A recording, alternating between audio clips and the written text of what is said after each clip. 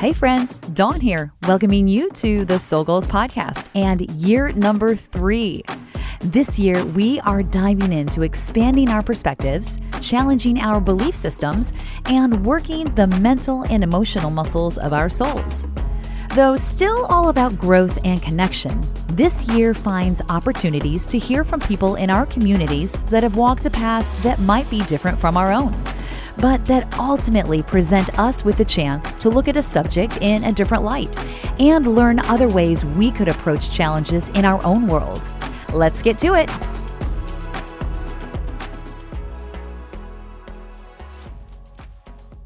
Hi, everybody. Welcome to another episode of the Soul Goals podcast. My name is Dawn, and in the virtual studio today, we have the amazing John Mabry. And let's just say, yeah, there you go. There you go. Hello. Good morning to you. Yes. And if you're saying, who the heck is John Mabry? Let's just jump into that one. I met John basically over social media, and we run in the same circles. We were just talking before we hit the record about who we know and how we're interconnected and how we've not met face to face, like in person, literally until this. But then next week, we're going to the same event that we're going to be involved in. So I'm excited to actually get to give you a big squeeze, give you a big hug and say, how are you? But I love following your story online because I feel so drawn to what you're delivering and what your perspective and what you're putting out there. And I feel like your story is so invaluable for people to learn more about themselves. And I think sharing our personal stories of struggle and vulnerability is really where we relate and connect with other people and give them permission to be who they are and step into their bodies, their souls, their paths and everything. So I want to let everybody know that John is a former Hollywood actor. This is really cool. You were on NCIS and Superbad, right? One-legged actor at that. So not only could I go act, but I did it with one leg. And I used that to get the roles that I got. So we'll talk about that a little bit later. Just had to throw that in for a little prop, a little teaser for the audience. Right. No, if you're not watching this on YouTube, John just took his leg off. Yeah. And they say that $30,000 leg off. Yeah. Oh my gosh. $30,000 leg. Yeah. Yeah. John had a devastating car accident back. It was while you were in college. Is that correct? Correct. Yep. Yeah. We'll dive into that in a minute. But ultimately, he lost a limb in that accident and dealt with a lot of grief, a lot of trauma along the way, brought on a lot of different addictions and different things along the course of your life that you've had to back up, reboot, and create new perspectives and new choices around. And that, to me, the subject of today is adapting. It's adapting to life and it's adapting to our circumstances, specifically when we may have had an idea that this isn't what I wanted it to look like. And this isn't what I planned for it to look like. And so now what do I do with it, with where I'm at now? So also, you're a professional public speaker, which is amazing. You're very well spoken, and sharing that message is so brilliant for people. And you're also a life strategist, which when you're a life strategist, you're bringing that relatability to people. And I think a lot of people struggle with understanding what's the next step for me, like scanning out and being able to see that. So that's a gift that you have that you bring to your clients, and basically a mental health advocate. And I just love that about you. So without further ado, the long introduction right there. Yeah, I love it. John Mabry, welcome. Thank you so much for having me, Dawn. It's an honor and a pleasure to get to be here with you. Thank you for the platform and for the opportunity. Yeah. All right. Well, John, let's just jump right in. And I want you to tell my listeners, who is John Mabry? What is your passion? Kind of what are some of the things that you are doing to show up for others that you believe in? And that is really something that is big on your heart for service for people. Because I know we talked about that before we hit the record as well. Yeah. So if you asked me that question years ago, it would be, who is John Mabry? I'd be like, I'm an amputee. I identify as an amputee. That is, one of my core identity. Or I am a Hollywood actor or stuntman. I am employee of Dave Ramsey, working for Dave Ramsey. Like that was my identity. But today the answer is I am a grateful believer in Jesus Christ, who has overcome multiple near-death experiences, seen dead people, found dead people, and been able to rebuild my life with the help of community and the help of others. And the core message of who I am today is I am a grateful believer in Jesus Christ. And I help people who are performing perfectly in public, but are perishing in private. Bring those two worlds closer together. Because for most of my life, I was a performer, performing perfectly in public, but in private, I was perishing, which led to the addictions and things like that. And so that's what I speak on, and when I work with as a life strategist with people, is being able to take of, hey man, this is how you appear, but you don't feel that way when you get home at night. You're a very high performer. You're somebody who's made a lot of money and done a lot of great things for the community and your church and your family, but you're freaking miserable, and you don't. And I found that people just if they don't have one person that they can just speak their truth to. And I've been able through all kinds of therapies. I've been to, spiritual retreat in Bali. I've laid in huts with gurus in Bali. I have done all kinds of various therapeutic techniques. I've done a 3-day silent retreat with monks at a monastery, and all kinds of stuff that I can bring into my practice to be able to help people just slow down and go, let's just work on what's going on privately in your life, and let's break that down into 4 simple things that we can do each day. And so anyway, we can get into that a little bit later, but just kind of set the tone. I'm a grateful believer in Jesus Christ. I would not be here without being saved by him, and saved my life, saved my spirit, saved my soul, by getting involved, going back to where I was brought up. I was born and raised in San Antonio. I'll start there. Born and raised in San Antonio in Texas. My grandfather went to Bible college with Billy Graham. So, oh my goodness. Wow. Yeah. So he and Billy Graham were friends throughout their entire careers. They were in contact throughout their entire careers. They were friends. We have letters from the 1950s that Billy Graham typed to my grandfather in London. Whoa. In London, John. standing room only, wish you were here. And Billy and his family sent flowers to my grandfather's funeral. So grew up Southern Baptist, grew up in the church in Texas. Had a wonderful family, wonderful supportive environment, supportive parents, grandparents, the whole thing, everything a kid would, everything I needed, most everything I wanted. And in high school, I was named class clown, most outgoing, most school spirited, and best personality at senior prom. Oh, wow. Yeah. So, but come to find out years later, after I went through some trauma, I went to a trauma therapist, and I found out that was the performer in me. That was the performing perfectly in public, where I felt really from childhood, I had some ear surgeries. I had medical trauma. As a kid, I had transplanted eardrum and prosthetic bones put in my ear over the course of 6 surgeries as a kid. And so from childhood, I felt different. I felt broken and defective, and just something's wrong with me. I'm just different. And I always had this kind of restless, irritable, discontent feeling underneath the surface. My central nervous system was always on fire. I didn't know how to calm down. So I had kind of ADHD symptoms, and it was really a kind of hyperactive kid, but it was really that central nervous system was always on fire from like what I internalized as trauma. So go to college at Baylor University in Texas, and everything was perfect. I was performing perfectly. My senior year, I had earned a full ride scholarship as a communications major. I was doing video work, wanted to go into film and TV, and was doing video work for the athletic teams. So I was filming football practices, football games. I got the same scholarship that football players got. Oh, crazy. So, wow. Yeah. Full scholarship. I'm dating a cheerleader who was our fraternity sweetheart. You know, when your fraternity votes your girlfriend as the sweetheart for the year, it was an honor. And I was like, look at me.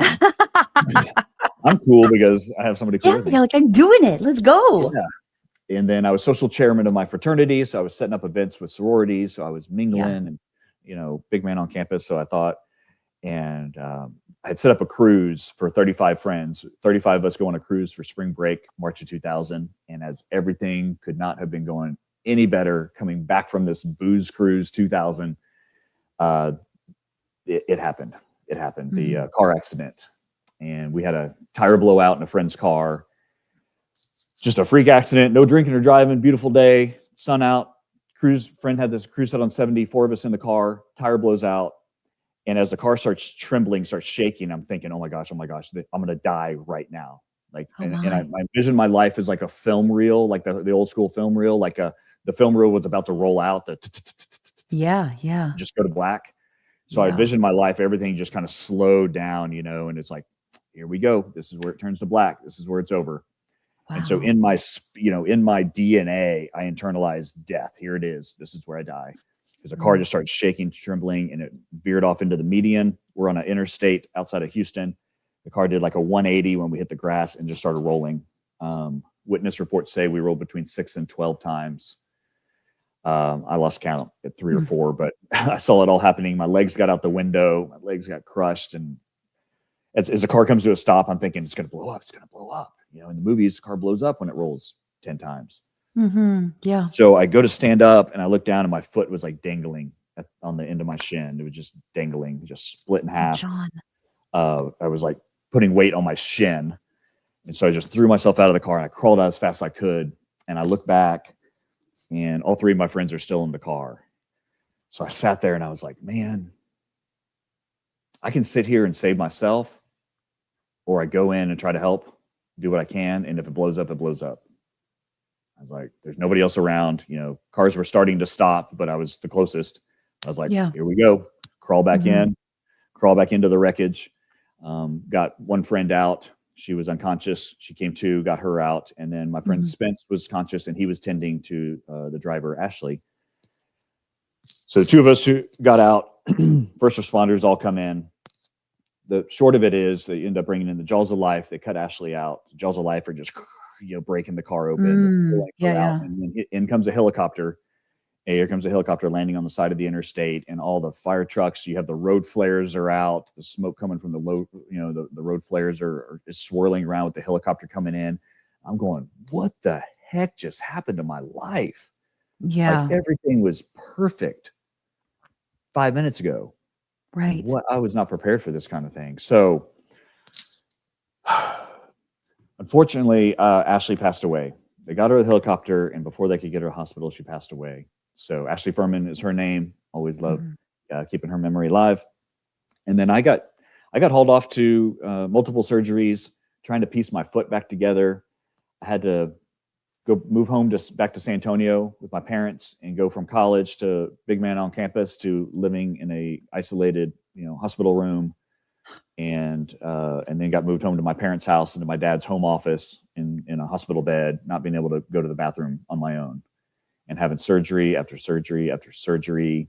We had a hole in the side of my foot, and they had to cut one of my abdominal muscles out and move that abdominal muscle into my foot, and then take skin off my hip and do a skin graft. ICU for 3 nights just from that one surgery. It was a rough year. Yeah. I just hear you talking about this experience is just so vivid. And the fact that the things that you remember about that experience are so alive yet within you. And I think about the fact that things are going well. And as a person, right, I'm having a great day. I'm having a great week. I'm having a great year. Like you were explaining, like things were good.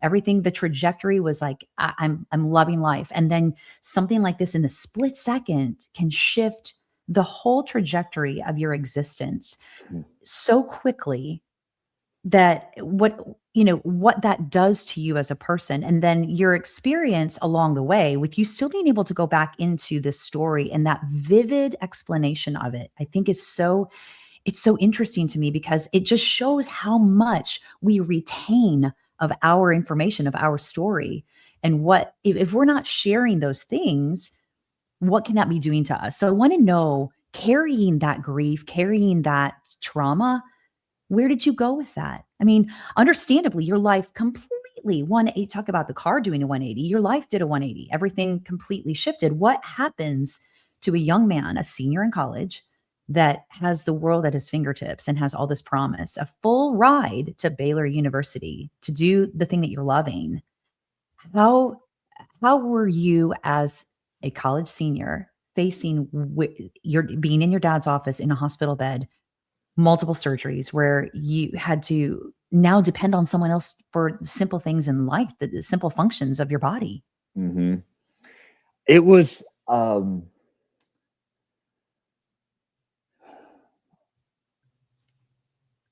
isolating and lonely, but at the same time, I used it as fuel in a unhealthy way, really. So here's the truth of it is, I had a friend tell me right from the beginning, he said, good thing this happened to you, John, because you're the kind of guy that can handle it. Oh, wow. my friend Jason, love him to death, still friends with him today, fraternity brother. He's like, man, good thing this happened to you because you can handle it. And so it John, set wow. this expectation of that I'm not supposed to break down. I'm not supposed to I have to handle this because people think that I'm the funny guy. I'm going to find a positive way to get through this. I had to keep that persona up. And if anything, I had to raise my performance. Oh my gosh, John. Right. Right. Yeah. That's a So I big was already, expectation's a big deal. That's a really yes, big deal. And you're like, I don't feel like someone saying that they meant anything by that. That's a exactly. positive for people. But then what that does to you, it's like, I can't adapt in my life now. I'm now forced, like you said, to become even a more prophetic performer and even Yeah. more dynamic in my delivery and the things that and I'm air quoting it, believe, about my life and the things that I'm walking through. The expectations that you had to be carrying. And then how old are you? 22 years old, 22, 23? 23 years old. Yeah. 22, 23 during this year. And here's something, I don't share this a lot, Don, but I'll just share this. This is part of my truth is my car accident was part of a Firestone Ford Explorer debacle back in 2000. Tread was separating off Firestone tires, coupled with Ford Explorers. They were rolling, killing people. We were victims of that. Yeah. So my attorney was the one who actually took it to Congress, took it to DC, and was like, hey, Firestone knows about this. Here's the proof that they've been covering it up. It got national news. They recalled millions of Firestone tires. And so we were part of that situation. Wow, so John. The day before I graduate college, I amputated my leg. I chose to amputate my leg a year after the car wreck. And then the day before I graduated, I'm sitting in a Schlotzsky's in Waco, Texas, off of I-35. The night before I graduate, I'm signing settlement papers, kind of almost like a signing bonus. I had a full ride scholarship, same scholarship the football players got in college. And then I envisioned myself as like, I'm at college. I'm just signing my signing bonus to get out of college. And you take a kid who's 23 years old, who just had his leg amputated, who's completely traumatized, PTSD, anxiety, depression, chronic pain, not addressing any of it at all, not even acknowledge any of it's there, going, I got to go perform for the world. And now I got some money. Doesn't make for a good recipe for success. I found in my experience. Yeah. Well, you just talk about expectation. You just heaped on another bushel basket of, wow, look what this expectation and this performance is getting me. It's almost like I'm getting paid to do this. So now I have to keep that up. Yeah, exactly. I'm getting paid to do a job. My job is to go conquer the world. I got some money to back it up. Let's go see what we can do. And that's what I did. As I went out head down first, and moved out to San Diego to work on my master's in counseling. So went through a 3 years master's program. And what I found was it was a way for me to not look at my own stuff. It was a way where I could perform for you. I could let me perform as your therapist, as your counselor, so that I don't have to look at me. So, wow, John. Yeah. That's really vulnerable for you to say, because that's a really big thing. I think a lot of people that are in like the healing arts, if you will, are doing that because there's an impetus inside of them that knows that they need that. But there's a place of, if I can be around it, and maybe I don't have to address my stuff. Yeah. And it's enough for me to be able to be present with someone else and show, help them, hold their hand and walk them through it. I mean, like, that's been my experience along the way. And then when I get called out on my trauma, it's like, woo, like, I know the tools, I know what I need to be doing. I've held people's hand through it. It's making a choice to do it. So tell me, let's back up for just a second. You chose to amputate the leg. What was the reasoning behind that? Was there a preface that was presented to you by the doctor? Yeah. So I had, muscle flaps. So I've already got a transplanted eardrum, already got somebody else's body part. I had prosthetic bones. Then they took my abdominal muscle out and they attached it to my foot. So I got this clunky thing, looks like hamburger meat on the side of my foot. And it was the internal ankle structure was collapsing.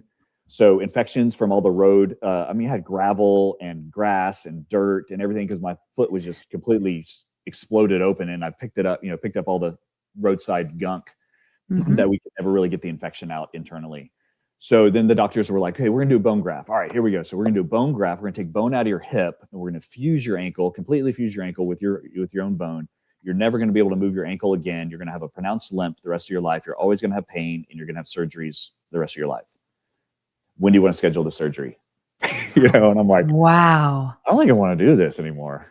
Yeah. Yeah. That's a lot. Yeah. So I made the decision to go ahead, and I said, let's let it go. Let's move on. Yeah. Yeah. And then when you moved to San Diego to go to do your master's in counseling and you went through that process, tell me, is that where you ended up moving to Los Angeles and in Southern California to be able to work? Is that the next transition for you? Yeah. So I'm working. So I'm getting my master's in counseling, and I'm working for a nonprofit that raises money for people with physical disabilities to get them access to sports. So Robin Williams came 16 years in a row to our fundraiser in La Jolla. So we had big money, big fundraisers in La Jolla.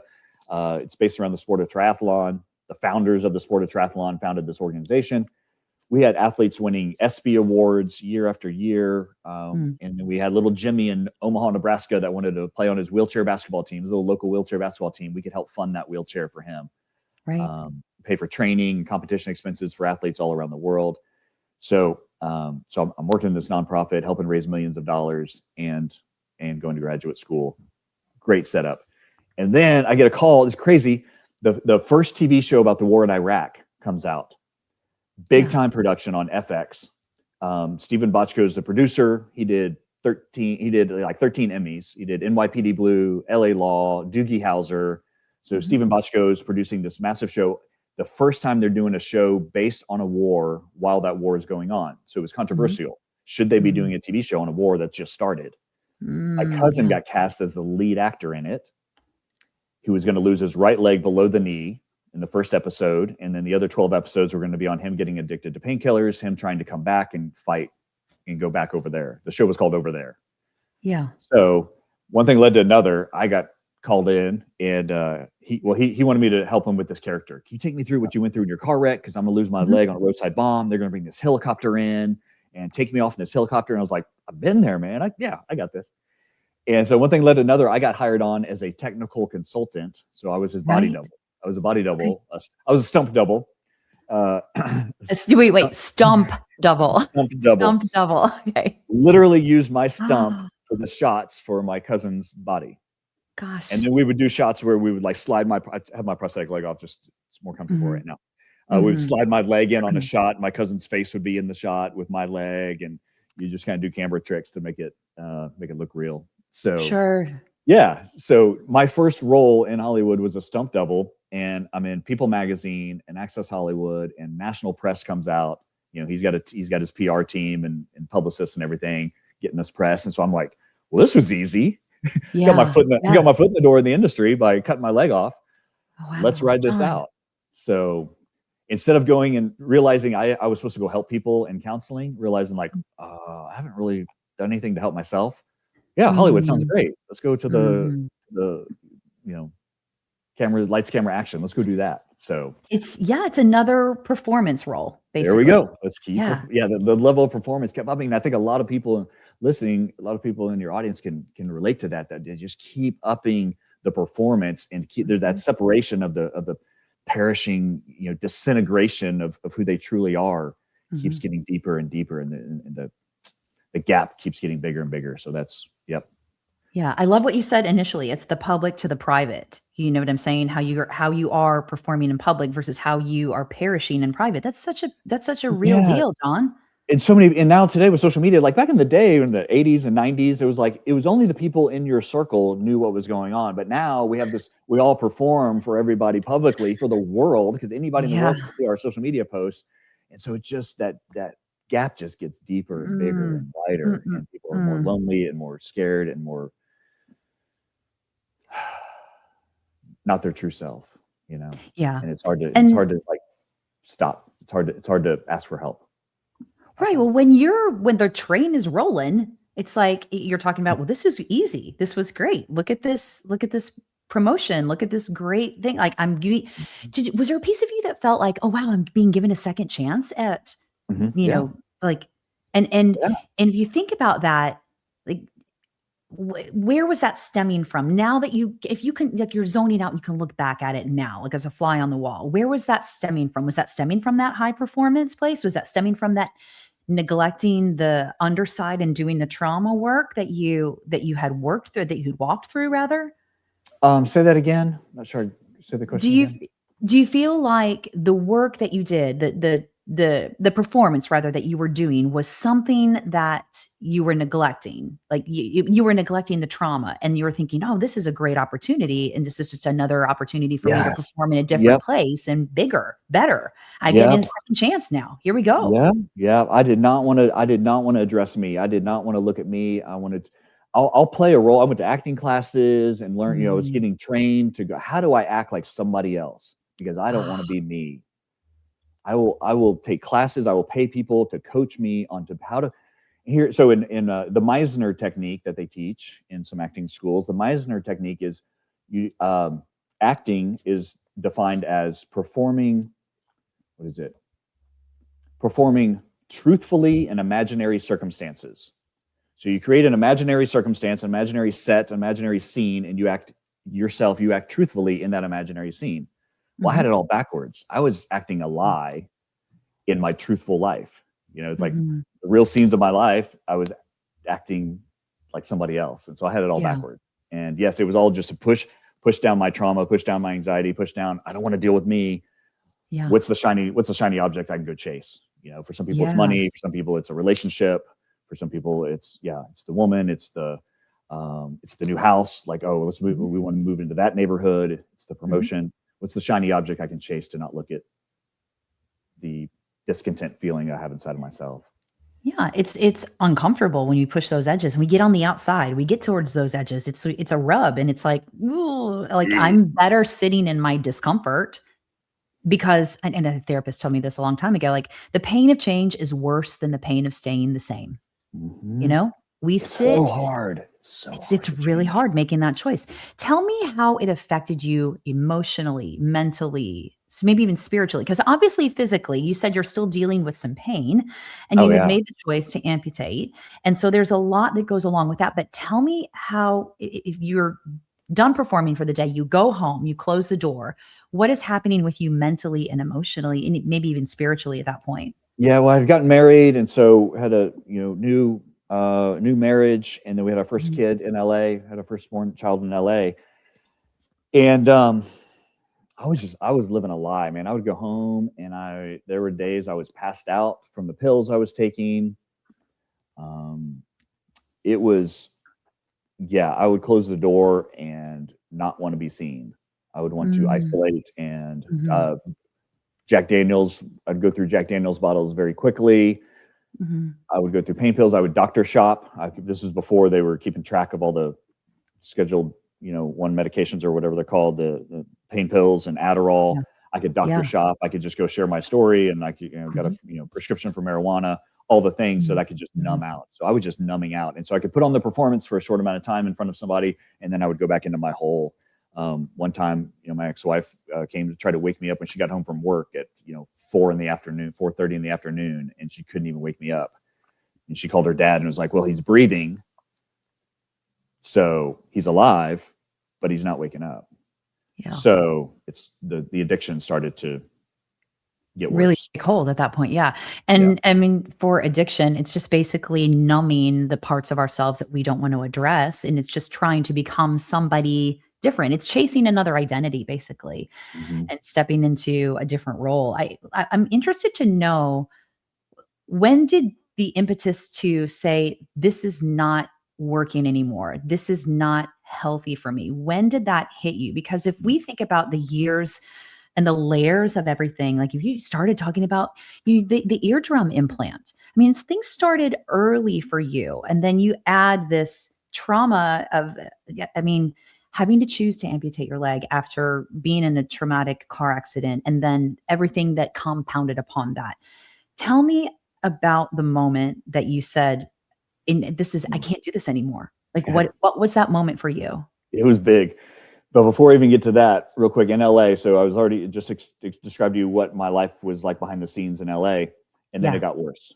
I Mm, had made it to the Playboy Mansion with Adam Sandler and Bruce Willis and Emma Stone and all these people, and Demi Moore and Ashton Kutcher and all these. I'm mingling, rubbing shoulders, taking pictures with all these A-listers at the Playboy Mansion, and I thought, mhm. I've arrived. I'm back. Mm. Kind of like in college, everything was perfect. Everything was set up just perfectly, and it all came crashing down. Well, here we are, built itself back up. I put on the performance. I'm back up and literally performing in LA on NCIS and ER, and the movie Superbad. I'm on set with Superbad with Jonah Hill and Seth Rogen, all the guys. And I got a call that my brother didn't show up for work one day, and he lived in Beverly Hills, worked in LA, and dealt with mental illness and addiction for years. We didn't talk about it as a family. We just put on performances. And my brother's performance ended December 5th, 2008. And I found him deceased. He had been dead for 3 days in his room, isolated and alone behind a locked door in the shadows of Beverly Hills. So I walked in to find my brother dead from a drug overdose. John. So add that to the mix. Yeah. And we got out of LA. Moved here to Nashville, and started working for Dave Ramsey. I thought, you know what? If I can work for Dave Ramsey, this would be a great organization, great Christian organization, great environment to be in. And he has a 7-interview. Back then, he had 7-interview process over 3.5 months. You have a spousal interview. You have to go out with your spouse, with your boss and his spouse. They screen very heavily at the Dave Ramsey organization, and he does it because he doesn't like hiring crazy people. He says this publicly: I hate hiring crazy people. Every time I hire a crazy person, I add another layer of interviewing in. Well, I got in because I've been acting my entire life. So I told them what they wanted to hear. I had it all put together. And I got to a point where I'm on the phones calling churches with a bottle of vodka next to my desk, popping pain pills, and calling churches at Dave Ramsey's organization. So that's when the mirror got held up to me. Other people told me I had problems. I wasn't listening. When Dave Ramsey calls you into his office and sits you down, it's a round table. You got HR, my boss's boss, and Dave. It's a caring organization. And he said, look, you obviously have some problems, and I can't help you with that. But what I am going to do is I'm going to give you an opportunity. I'm going to give you an opportunity to go get the help that you need. Okay. So your supervisor's going to take you up, grab your box, and kind of best of luck. Yeah. So and when you were in that, well, I mean, thinking back to that moment when somebody, I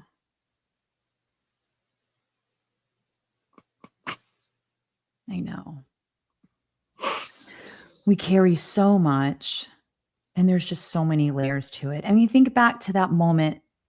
It's such a mix. I always talk about there's emotions that can mingle in the same soup bowl.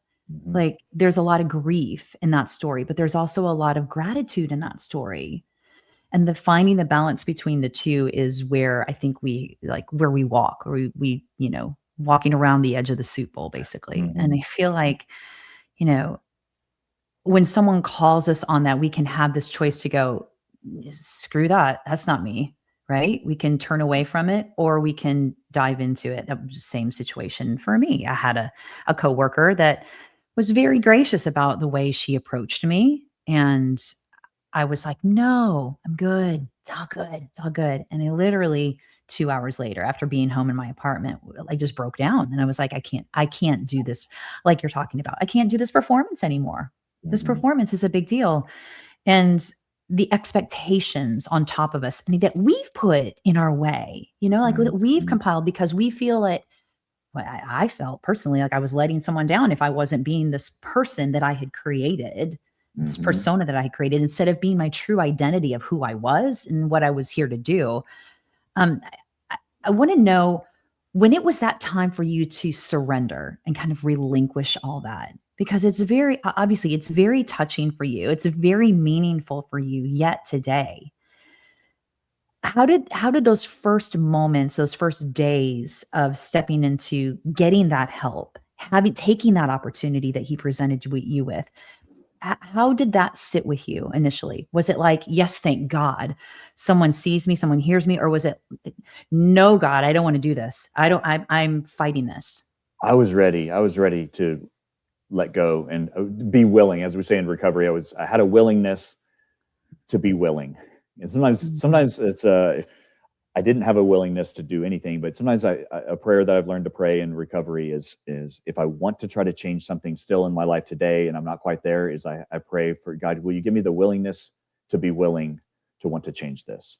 And that's a step into, it's a baby step into having an actual willingness. So Dave holding up the mirror and going, look, you obviously have some problems, to me was like, okay, this is a public breakdown. I need help. Like this is my opportunity. This is a chance to just go, I can't do this anymore. Gosh, so I was willing to just go, I need treatment. I need to go. Yeah. My brother died. and here's one thing I say is, and I speak about on stage too, is my brother didn't die of a drug overdose. He died of silence. It was the silence that kills. Yeah. Yeah. It's not the addiction to the relationship or addiction to the job or the money that people are dealing with. It's their silence that's killing them. And it was killing me. So I was finally able to become unsilent for the first time and say, I think I need some help. This is getting out of hand.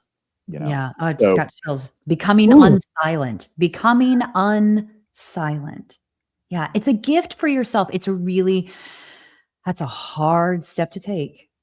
Especially when you've been hanging on to a performance like you have, like an Emmy Award winning performance. I'm just going to tell you, like everything that you've explained is amazing, right? Yeah. Like I accept the award. Give me more. Yeah. I don't want any more, but give me more. Yeah. It's hard to leave that and relinquish that control. And I mean, I'm interested to know, because I know you so lovingly and graciously said a prayer over the podcast before we hit the record. And I know that your faith is such an integral piece of your recovery and of your life now. I'm interested to know if you were ever at a place where you were angry with God, angry with your faith about where you were. Why is my life where I'm at now? Why do I have to take a step back and adapt? Why is this happening to me now? Why is this happening again? Why am I in this place again? Was there ever a point that was like, that was a big marker for you? It was over a long period of time, it was kind of strung out. And I'll say, so I ended up in 7-year period after Dave Ramsey fires me face to face. I ended up over the next 7 years, I ended up in 5 rehabilitation centers, 3 intensive outpatient programs, and 3 sober living houses. So here I am, a man of resources and means, going from the parties at the Playboy Mansion to living in a mold-infested double-wide trailer with a roommate named Beaver, as in a sober living house when my ex-wife kicks me out again. Go to rehab again. So I kept relapsing. I kept trying to take control back, because even though I knew I needed help, I would go to treatment and I would participate. But even then I was putting on the act, because I was, for so long, it was an act. I was acting. And so, and one of the treatment centers I go to, the first one I went to was this high-end bougie one in Tucson. And we worked step 1 in the 12 steps of Alcoholics Anonymous. Step 1 took me about an hour to present I filled out a questionnaire, presented it to the group, took me about an hour. I relapsed 3 days after being in the desert for 45 days, spending a ton of money with this high-end treatment stuff. And I drank 3 days later. So I ended up in another treatment center. And this one was different. This one was a group of men sitting around in a round room, and you have to answer the 12 steps. You go through step 1 with 70 questions. And took me 12 hours to present 70 questions or answers to the group over the course of 3 days.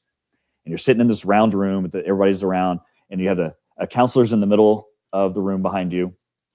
And in the middle between you and the counselor is a round table with a snake, and it has a stuffed rattlesnake looking at you. You're answering these questions with a stuffed rattlesnake just looking at you. And I'm on step 2. This is, I'm in there for a couple of weeks. I'm working on step 2, and I'm answering 37. I would answer this, and 38, I said this. And the guys in the group would be like, or the counselor goes, "What are you lying about?" I go, "What?" He was like, "You don't hear yourself, do you?" And he goes, "Guys, do y'all hear him lying?" And they were like, "In 37, you said this, and 38, you said this." Like, there's so many inconsistencies in your story. You've been lying to yourself for so long, you don't even know it. And I was like, "What are you talking about?" I thought I was being truthful, I'm paying money to go share stuff, and I was just lying to myself. Yeah. And so he goes, "Look, I'm going to tell you something nobody out there is going to tell you. All you are is a crippled drunk. You're just a crippled drunk, dude. Until you come to terms with that's who you are right now, you're going to end up dead like your brother. Get out of here. You're done for the day. I don't want to see you anymore."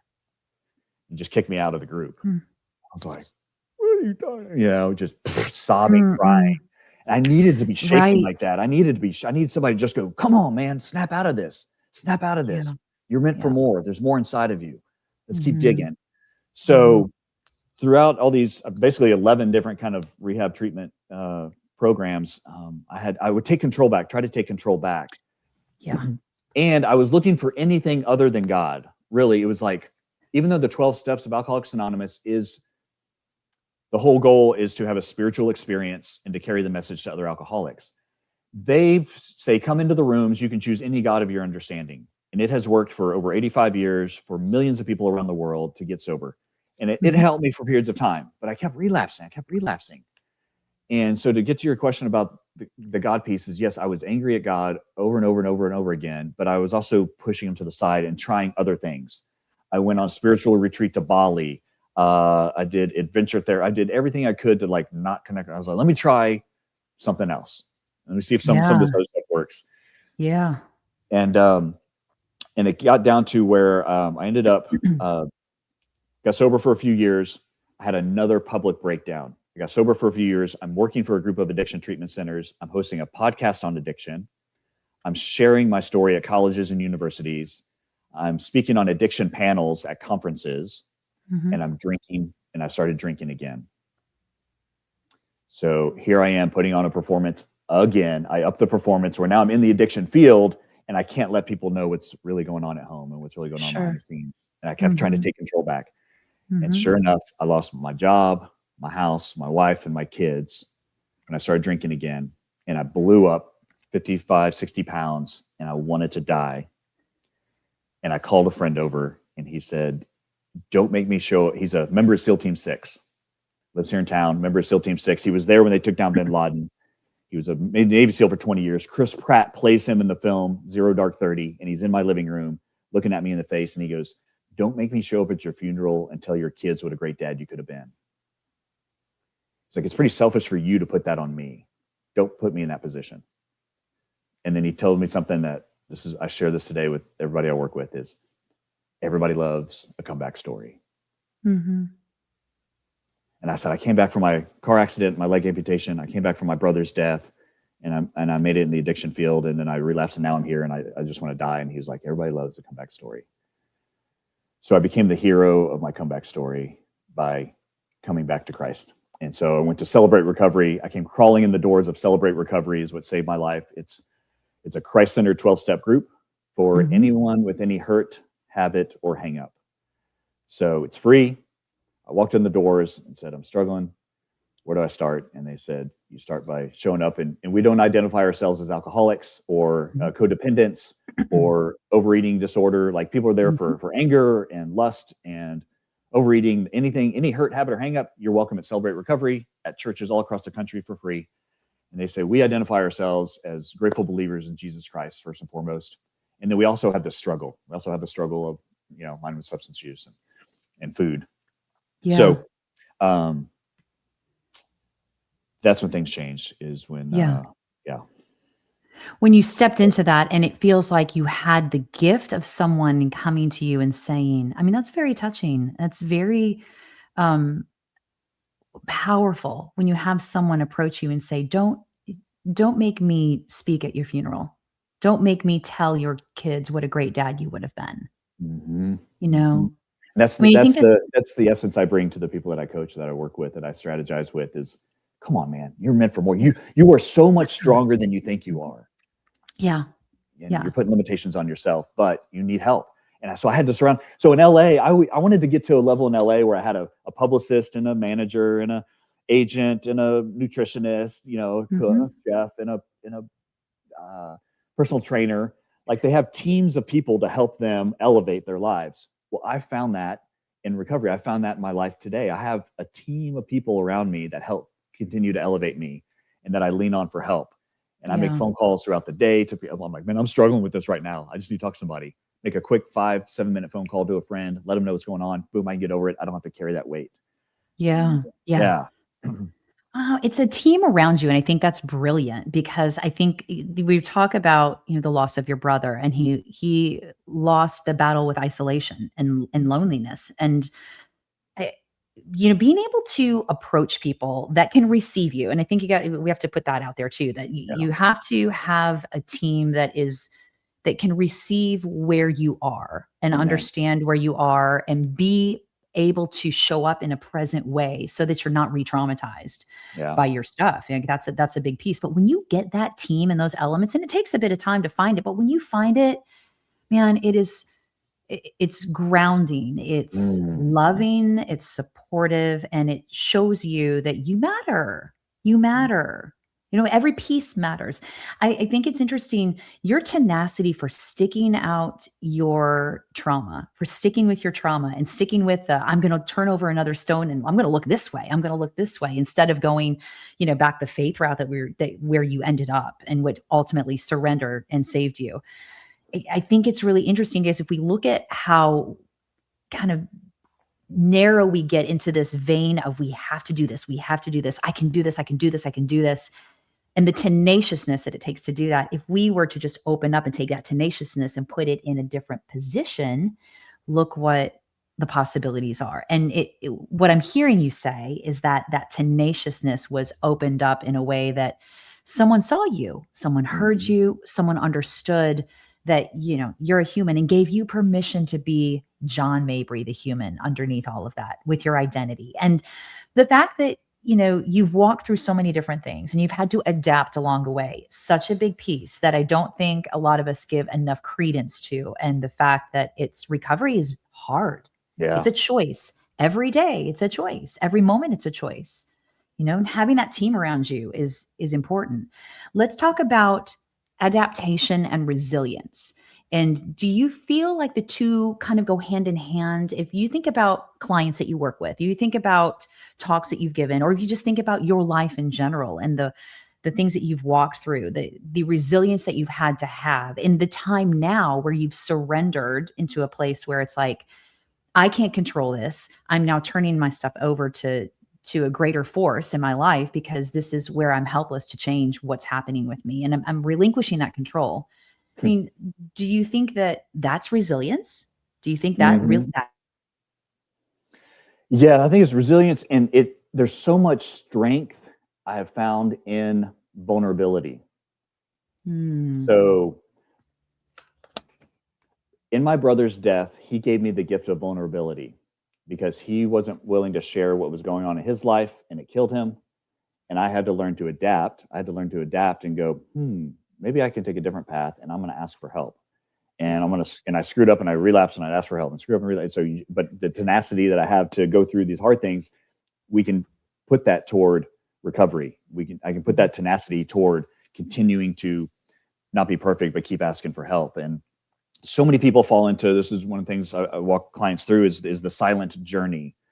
SILENT stands for suppression. You learn to just kind of suppress what's on top, and then you isolate, and then you start lying to yourself. The L in silent is you start lying to yourself. You're lying to other people. Everything's fine. I'm good. And then you're looking for ways to escape. How can I escape this? How can I escape this feeling? Let me go to the dating app. Let me go to the gym, whatever it is. Let me eat. Let me go to the fridge, eat the ice cream. I struggle with that these days too. Looking for ways to escape, and then you numb. You just numb out. Let me just numb scroll at the end of the day. And then the T in silence for me is trembling. People get to this level of trembling of like, I need to make a change in my life. I'm supposed to step over this ledge, and you get to that edge and I don't want to do it. It's too scary. And so they go back into the silent journey, that silent cycle of suppressing, isolating, lying.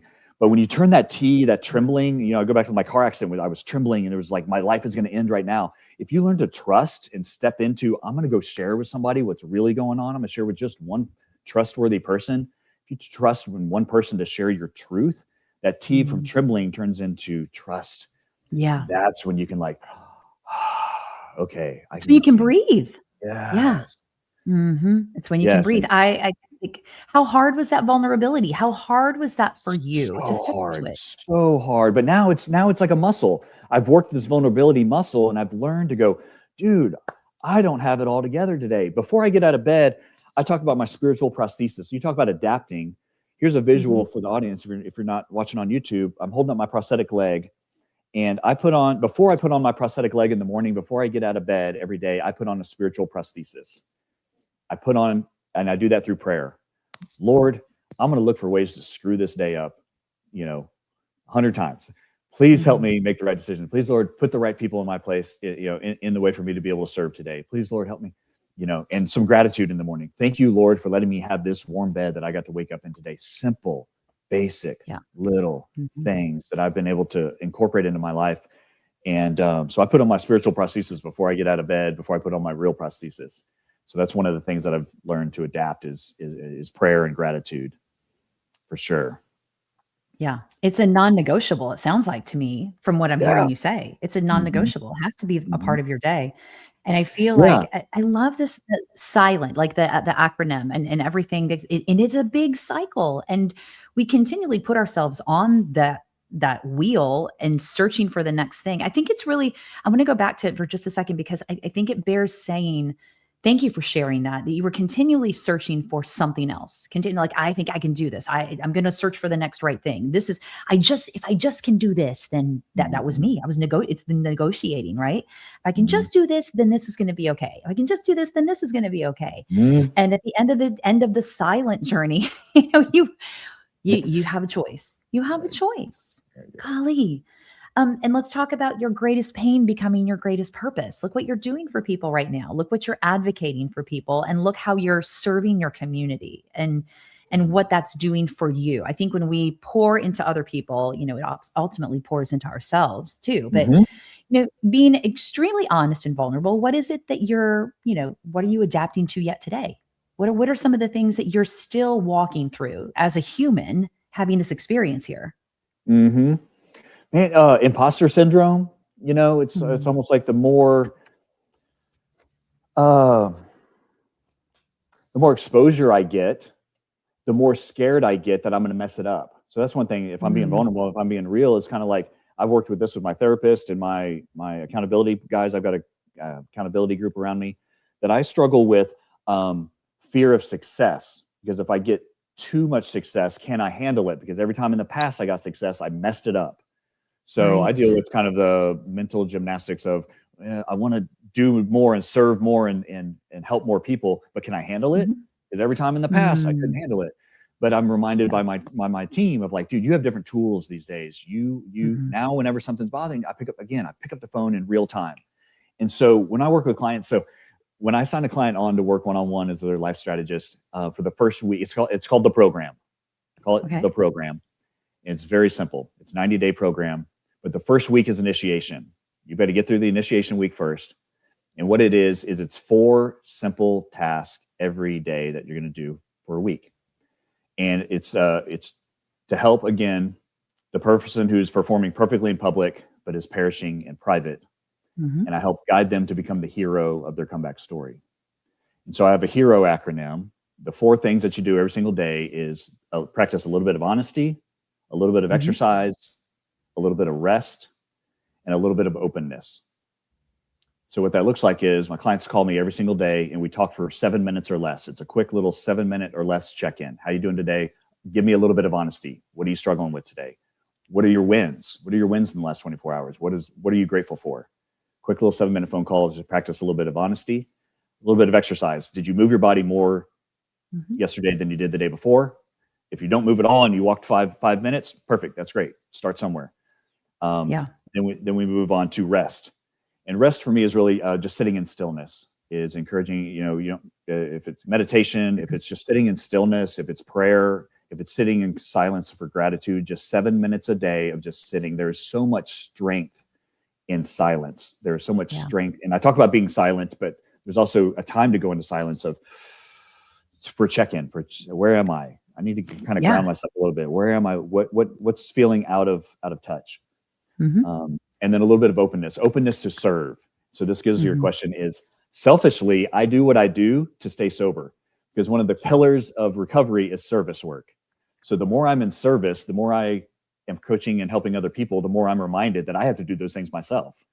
Right. It's accountability. It's like, so I've set my life up to like, I have to hold myself accountable because other people are accountable to me, So. Yeah. Absolutely. I love the HERO acronym. I think that's brilliant. And what I see you doing there is seeing people, giving them permission to be who they are, hearing them, understanding them, which is kind of to the core of our conversation. When we have the choice to adapt and to change and to back up and reboot and give a different perspective, all of those things, it can be very challenging unless we feel like we have given ourselves permission to do that. We're worthy enough to do that. And then you have to build a team around you that can help facilitate that. Not again, no, you like, John, you can't do my work and I can't do your work, but I can sit beside you and I can hear you and I can see you and I can honor you as a human and know that I understand where you're at. I may not be going through it, but I'm here with you. And I think that's such a big thing. And you said it earlier, the willingness, having the willingness, that's an incredibly integral piece. And where do you find that willingness and where do you take that leap to do that and become unsilent? Yeah. You become unsilent. Having willingness to adapt. Like, hey, what you're doing is not working. If what you're doing is not working right now, what small change can you make? A lot of people just want to change their entire life. Like, I'm so far down, this relationship, this marriage I'm in, whatever, this job this business I started is not going like I thought it would.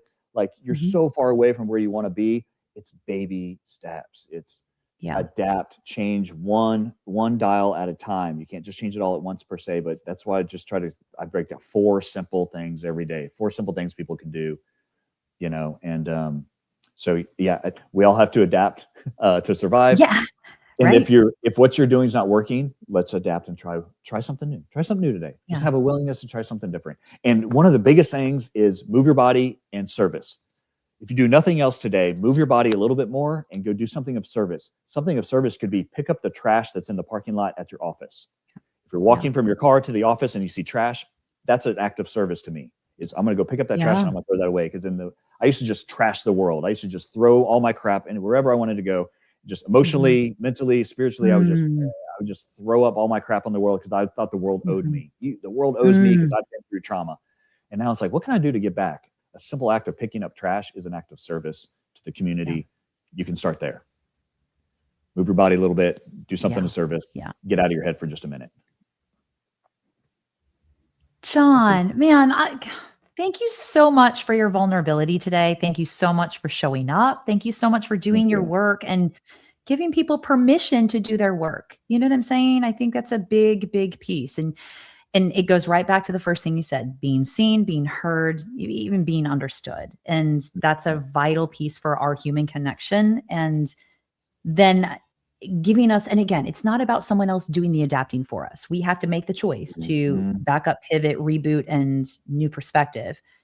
However, we can do it when we have that underside support, when we understand a little bit more about ourselves and how we move through the world and what that looks like, and having the team around you, having the support around you, and knowing, like, at the heart of it, that you deserve it. Like, you deserve to be happy. You deserve to be healthy. You deserve to be a whole person. You really do.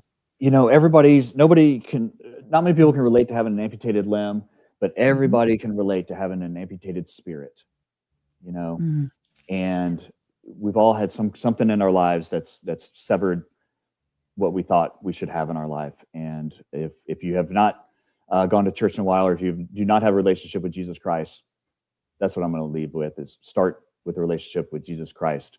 That can give you the spiritual prosthesis that you're deeply, deeply searching for.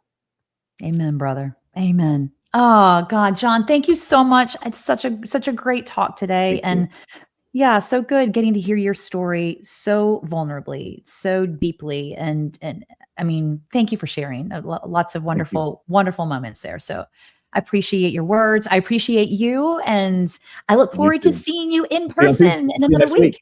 Yeah, we'll see you next week. Yay. All right, John, have a great rest of your day. Thank you. God bless you.